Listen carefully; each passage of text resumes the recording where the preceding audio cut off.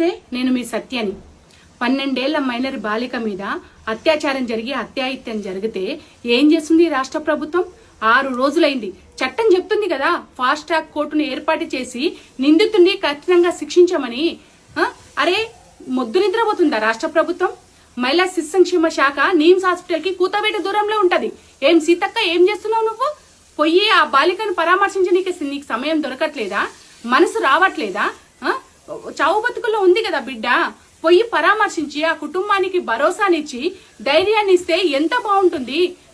నిన్నగాక మొన్న సంబరాలు చేసుకొని 1 కోటి మంది మహిళల్ని కోటీశ్వర్లు వేస్తా అని చెప్పారు కదా. అరే, కనీసం ఆ బాలికకు సంబంధించినటువంటి వైద్య ఖర్చులు కూడా ఈరోజు రాష్ట్ర ప్రభుత్వం భరించడానికి సిద్ధంగా లేదు. ఇంత సిగ్గుమాలిన ప్రభుత్వమా? ఎట్లున్న రాష్ట్రాన్ని ఎట్లా చేసిరు అసలు మీరు? ఎట్లా చేశారు మీరు? మహిళల భద్రత, బాలికల భద్రత ఇవాళ ప్రశ్నార్థకమైన తెలంగాణ రాష్ట్రంలో ఇదేనా మీరు చేస్తున్నది? ఎవరిని నమ్మించడానికి, ఎవరిని మోసం చేయడానికి మీరు సంబరాలు జరుపుకుంటున్నారు? ఇక ఆపేసేయండి. రేవంత్ రెడ్డి గారు, మీరు నియంతగా ఉండాల్సింది బాధిత కుటుంబం పట్ల కాదండి, ఆ బాలిక పట్ల కాదండి.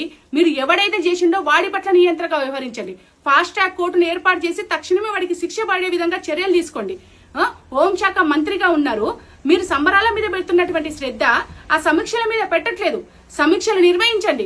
రాష్ట్రంలో మహిళల మీద, బాలికల మీద జరుగుతున్న హత్యలు, అత్యాచారాల మీద ఒక కఠినమైనటువంటి చర్యలు తీసుకోవడానికి మీరు ప్రయత్నం చేయండి.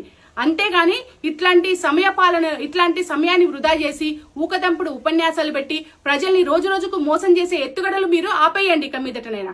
కాబట్టి తక్షణమే రాష్ట్ర ప్రభుత్వం ఆ బాలిక పట్ల చాలా బాధ్యతగా వ్యవహరించి ఆ కుటుంబానికి సంబంధించినటువంటి భరోసానిచ్చి ఆ కుటుంబానికి ఒక 10 లక్షల ఎక్స్గ్రేషియా చెల్లించి, అదేవిధంగా అమ్మాయికి సంబంధించిన వైద్య ఖర్చులన్నింటినీ కూడా భరించి ఆ అమ్మాయి మామూలు స్థితికి వచ్చి సాధారణమైన జీవితం గడిపే వరకు కూడా రాష్ట్ర ప్రభుత్వం ఆ కుటుంబాన్ని ఆదుకోవాలని చెప్పేసి ఈ సందర్భంగా కోరుతున్నాను, డిమాండ్ చేస్తున్నాను.